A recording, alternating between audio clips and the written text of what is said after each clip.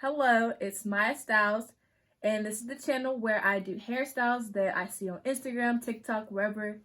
And this is my first time doing them. This is a trial and error trial and error channel where I just try hairstyles that are recommended to me that I see, you know what I mean? So this week is obviously the butterfly locks, and this was recommended on TikTok. Somebody commented underneath one of my TikTok videos and was like, "Can you do butterfly locks?" It's like, sure, because I always wanted this hairstyle, but nobody around here really can do them. So did them on my own, and I think that they came out pretty nice. I mean, you know what I'm saying? Like I said, I do what I do. But if you're interested in seeing this, then keep on watching. Don't forget to subscribe to my channel, though. I post every Saturday. Hit the like button if you do like this video, because I need to know what type of videos y'all like. And comment down below what you want to see in a future video. And like I said, let's I know y'all want to see me do it, because I'll start each section by combing out my hair a little bit, and then the first part is in between my ears. And to just secure it and get it out my way, I'll just flat twist it down. And then my second part is going to be just a little bit underneath my ear, at the top of my ear. And then my third part is from top of my ear to ear, and then that'll also be not braided down, but flat twisted down. So far that's 3 rows in the back. Now altogether in the back of my head I have 5 rows, and in the front I did start off with the middle part, but then later on, as I parted and I noticed that my sizing was a little off, I did fix it, and it was a little off center instead of in the middle directly. But altogether there are 9 rows in the front of my head.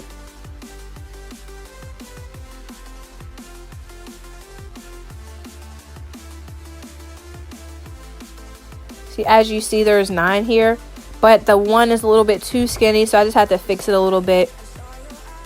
But when I first start, I'll split my first row into 2 braids and braid that down.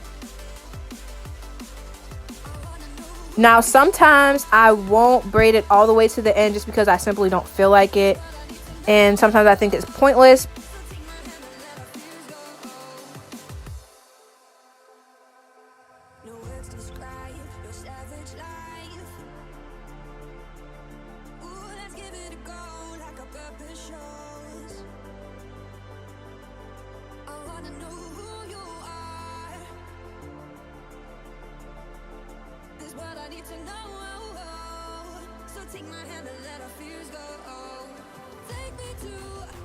Now as the rows progress, I like to part in between the row that is underneath. So a part that's underneath, I'll put a part in between that part underneath it, so that the braids lay flatly instead of right on top of each other.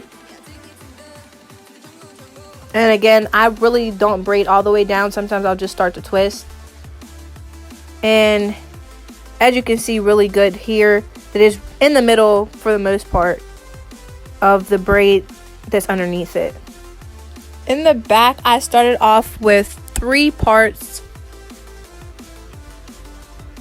and then it just progressed after that. So again, I'm parting in between the row underneath for the most part, and then adding some shine and jam to the part and then braiding it down.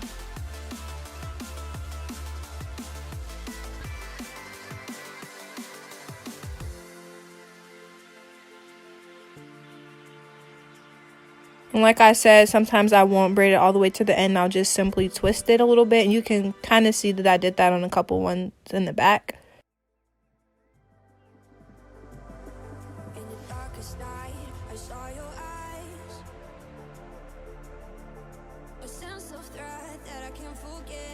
So here I used the Water Wave hair in the inch 24 by Janet Collections.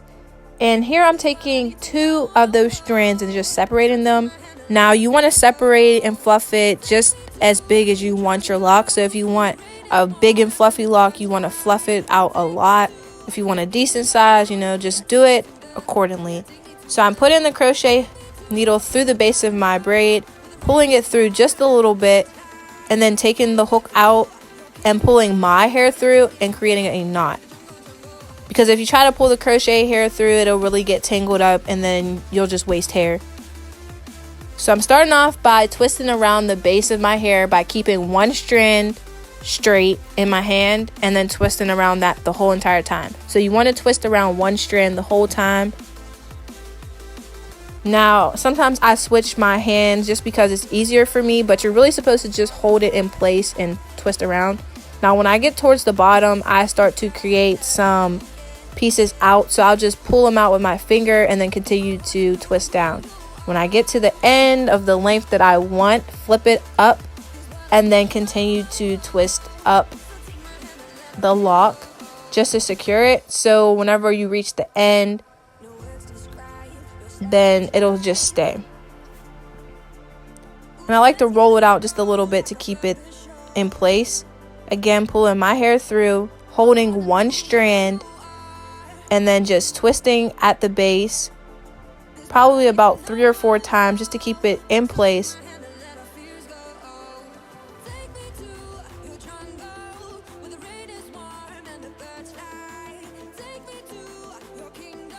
And then as I'm coming downward, I like to get a little bit looser on my grip when I'm twisting around, just so that at the top it's a little bit tighter and then my locks get fluffier towards the bottom. And like I said, I use my finger to pull out pieces just to create that butterfly lock that you guys probably see on Instagram and TikTok and all that.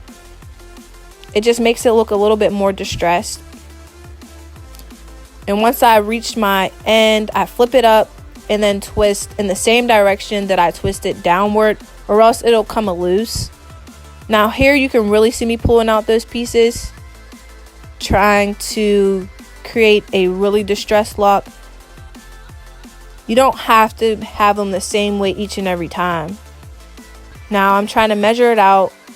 And when I do measure it out, I flip it. If it's too short, keep twisting down. Too long, take a bit away. But you do want to pull in different directions to see if it's the correct length. And like I said, I flip it up and then continue to twist upward.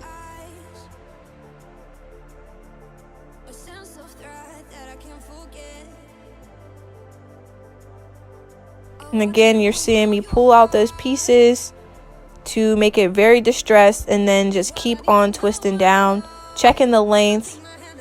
And then once I find the length that I want, I'll take my thumb and put it in place in the middle between the lock and the extra hair. Flip it up and then twist upwards. And twisting in the same direction that you twisted down, or else the lock will come loose.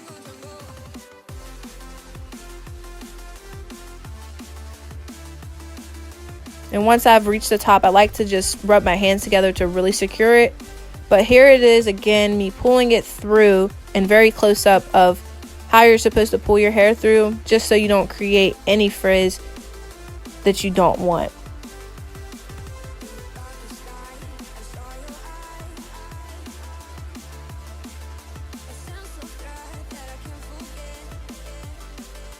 And here it is, I'm reaching the bottom, putting my thumb through, and then twisting upward to secure the lock.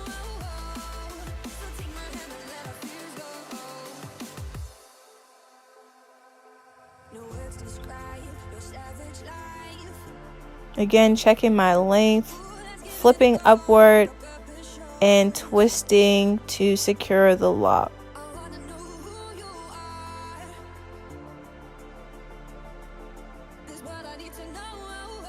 And here it is again of me pulling those pieces out just to create a little bit of a distressed lock.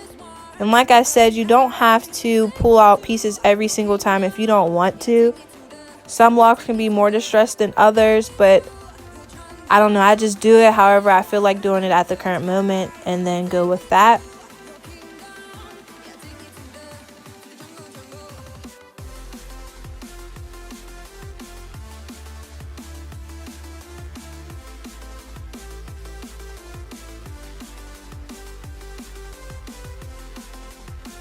And again, like I said, you want to get looser when you're twisting down.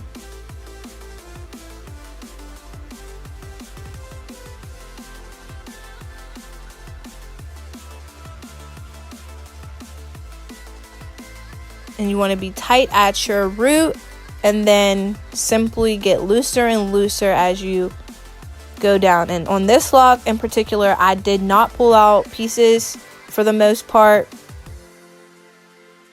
Just simply wrapped it, because they do become distressed on their own. Just because the style is just wrapping, it's not very tight, so it'll just come loose on its own for the most part.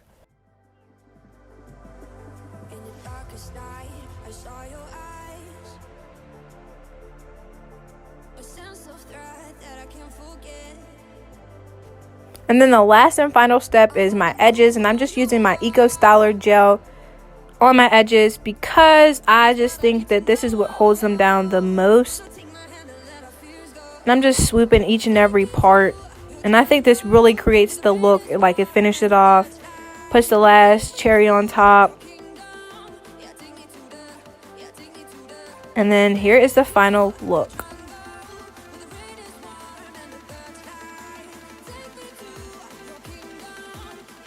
What y'all think? Comment down below. You know, I like to hear feedback. You know, I like to know what y'all think of how I did. Like, I mean, I think I did pretty good. It's my first time doing it. Yeah. Don't forget to subscribe to my channel. Hit that like button if you did like this video. Comment down below what you want to see in a future video. And I'll see you guys next Saturday.